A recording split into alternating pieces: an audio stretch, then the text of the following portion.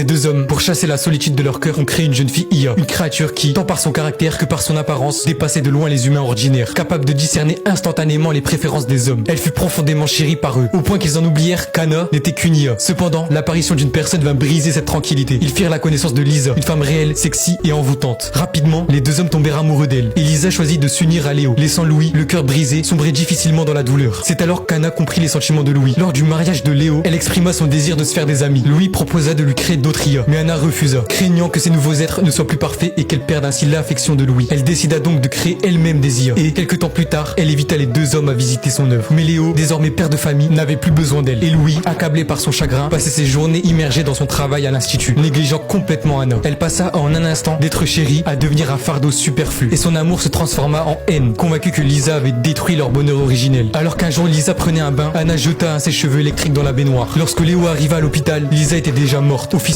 par accident, mais leur enfant fut sauvé, tandis qu'Anna fut enfermée dans le sous-sol. L'enfant de Lisa grandit peu à peu, et les deux hommes la traitèrent comme ils avaient traité Anna autrefois, oubliant complètement cette dernière. Mais le jour des 15 ans de la jeune fille, quelque chose d'étrange se produisit.